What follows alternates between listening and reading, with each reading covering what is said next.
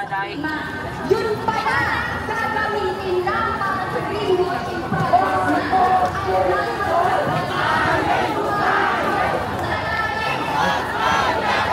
Marcos Duterte, walang pinag-iba!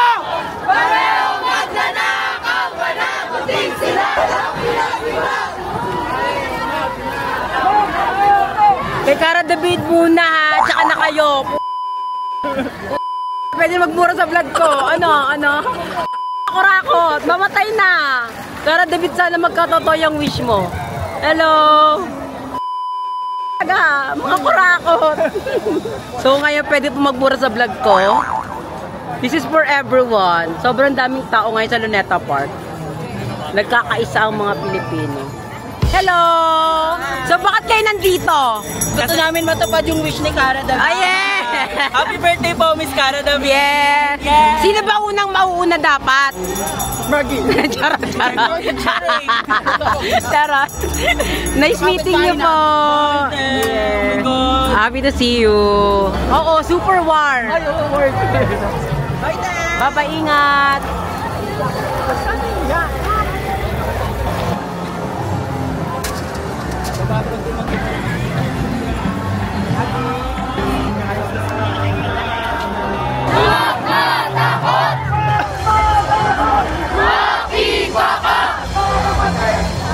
Never again to martial law. Never again! Never again! Pagpon parang ayuda, sa ina mo, binus sa kanila. Mamamatay ka na sa pagkakasakit. Kailangan sa politiko, ikaw ay kakakit. Ang sanina mo, bantayan mo. Kaya lusayin ang mga politiko. Yung perang yan, pinaghirapan mo. Perang yan, pinaghirapan mo. Susunod na lang, ginagawa pa sa'yo. Ang sanina mo, bantayan mo. Kaya lusayin ang mga politiko. Yung perang yan, pinaghirapan mo. Susunod na lang, ginagawa pa sa'yo. Kala niya si Mami Oni doon kumakanta. Kala mo si Mami Oni. Tangina nyo, bayaran mo. Ngayon ay lumalaban ang tao, ang bayan. Marcos, singilin. Duterte, panagutin. Duterte, panagutin. Marcos, singilin. Never again, never again. Never again to martial law. Never again to martial law. Never again, never again. Siyentista ng bayan. Ngayon ay lumalaban. Ngayon ay lumalaban. Siyentista ng bayan. Binangbing ka mo. Hindi tayo matatakot. Yes po, hello. Yaman ang taas galing lahat sa ibaba. Yaman ang taas galing lahat sa ibaba.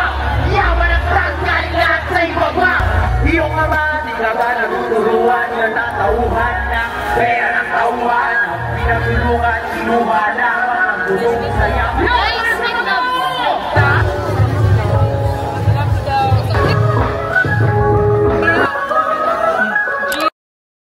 So ayan, dito tayo sa Jollibee and grabe, isipin nyo, galing Luneta Park, nandito kami ngayon sa may SM Manila. Grabe ang layo kasi yung mga Jollibee, McDo, Chowking, punong-puno, nakakaloka. Natatawa na nga lang ako kasi kanina sabi ko, wala bang upuan para sa anak ng contractor dito? May mga natatawa doon. Pero grabe, nakakapagod. Tapos nakakatawa din at the same time kasi grabe, yung friend ng jowa, yung friend ko, tapos yung jowa niya, aktivista kasi. Nakakatawa kasi alam mo yun, yung sobrang init. Decidido talaga silang magprotesta para sa good governance. Nakakatuwa na kasi alam mo, makikita mo talaga dun sa lugar na yon kanina sa Luneta Park na merong pagkakaisa na everyone is looking for good governance. Hindi natin siya kailangan, deserve natin siya. So, alam mo yung nangyayari ngayon sa Pilipinas talaga grabe.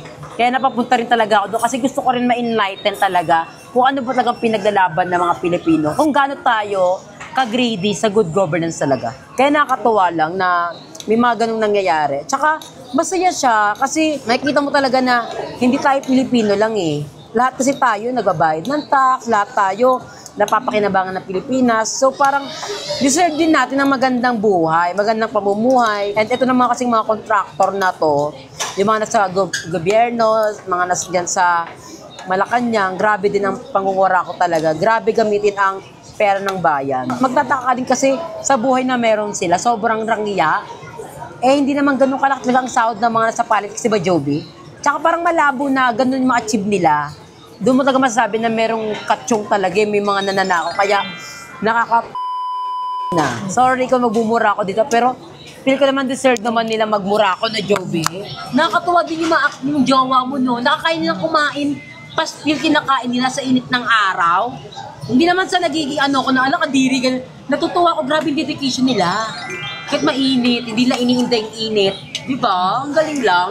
So sana, sa mga tao natin dyan, maging aware tayo sa nangyayari sa bansa ngayon. And actually, marami na naging aware eh. So, ang saya lang na kahit papaano, di ba? Namumulat ng mga Pilipino na kung ano ba talaga nangyayari sa kaban ng bayan. Parang wag na maging panatiko sa mga kurakot na politiko. Ano mo tayo mo, Joby, sa nangyayari ngayon sa Pilipinas? Mapapamura ka naman talaga kasi imagine, sila busog, tapos yung taong bayan lubog.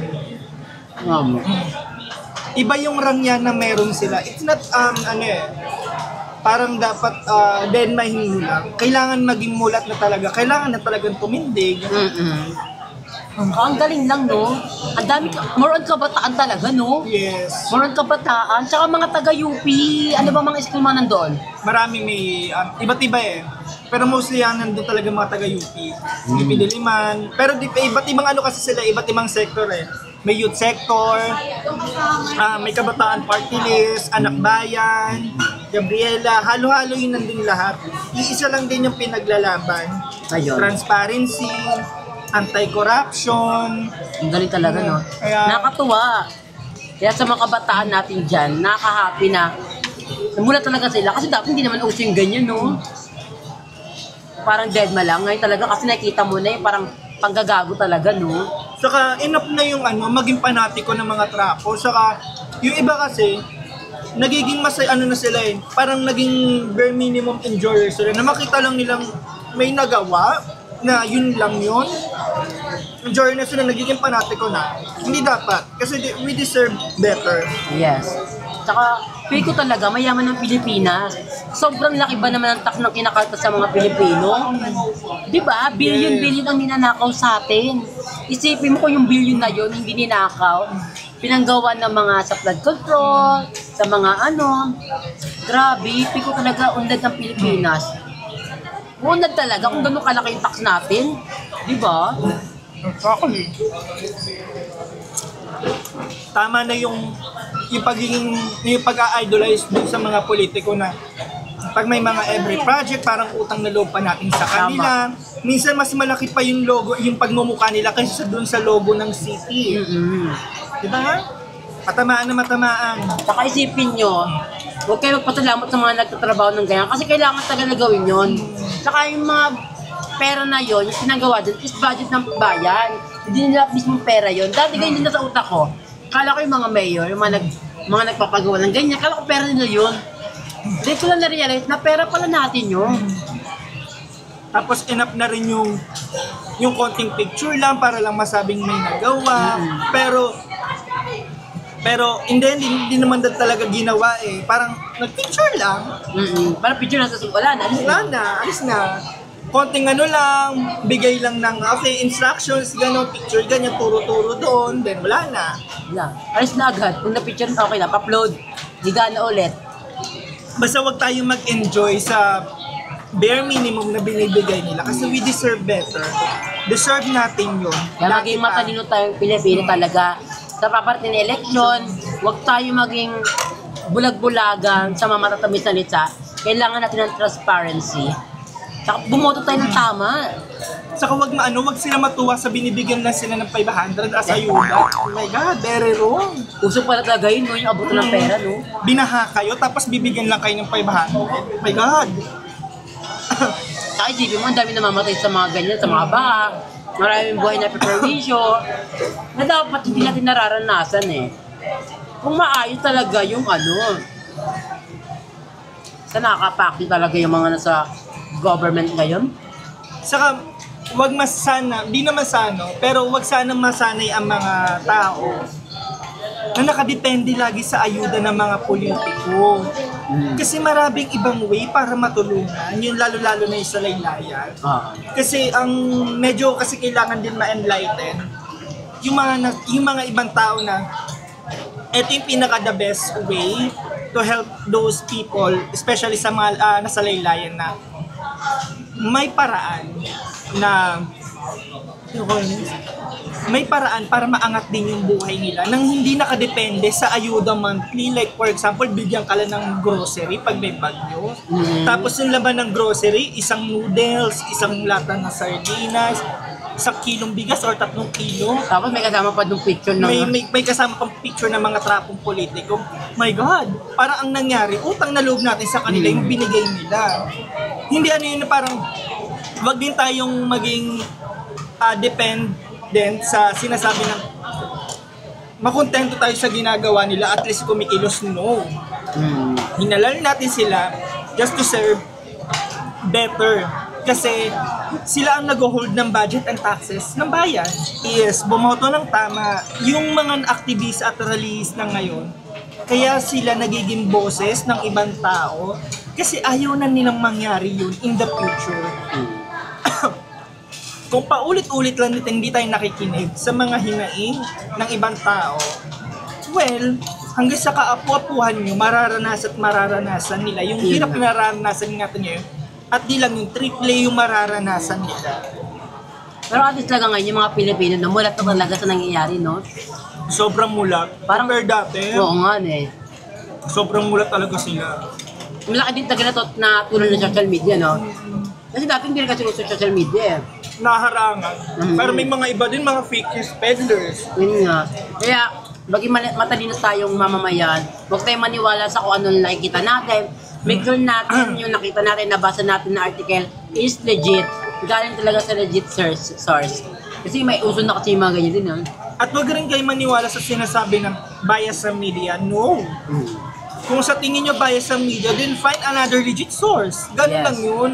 Madali lang naman mag-Google search. Kaya kailangan talaga sa mga tao, kailangan talaga nila ng talagang deep dive and deep understanding in terms of education. Kailangan talaga nila ma-enlighten about sa, magkaroon ng magandang edukasyon, especially sa mga kabataan.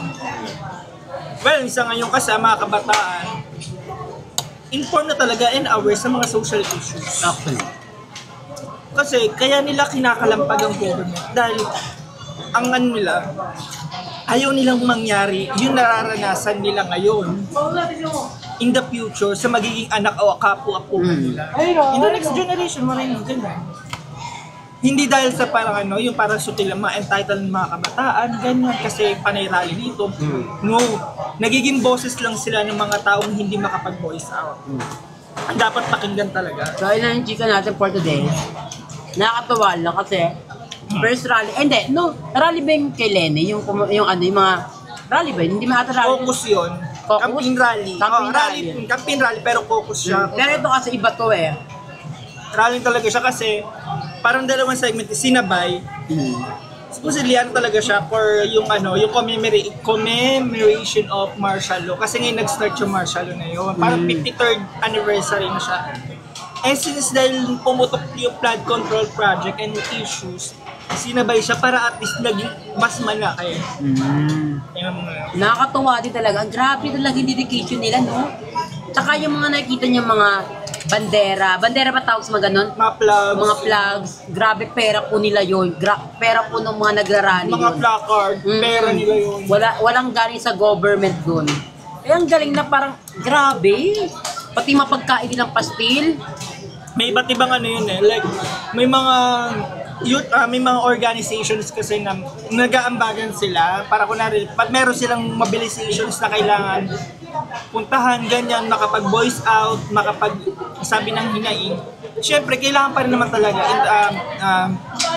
food allocation and allowance. Nag-aambagan sila, like magluluto, ganun. Imagine kanina, pastil, ang daming kumakain nun. Tsaka sa init ng araw. Sa init ng araw. Grabe, sa init ng panahon. Tsaka ayun din, kanina kasi, di ba yesterday, maulan? Sinisip ko, sana hindi umulan. Kaya thank you Lord kasi dininig mo yung panalangin ng mga tao na hindi umulan. Kasi pag umulan, mahirap eh. Kahit umulan yan, lalaban mo. Oo, lalaban. Pero iba pa rin pag hindi umulan. Kaya thank you Lord kasi maganda yung panahon ngayon. Walang aberya kahit mainit, okay lang. Pero hindi naman ganun talaga kainit eh. Kaya naman siya. Pero thank you pa rin Lord kasi sinamahan mo kami sa protestang ito. And sana sa mga nakaupong politicians in government, magising na sila. Sana may aksyon.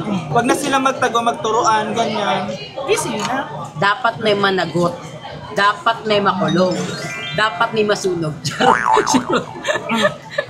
may sunugin, ayok. Charot lang yun. At ikaw, Zaldi ko, umuwi ka na dito. Charot. Miss ka na namin. Miss ka na namin, Saldi. Ikaw yung bring him home.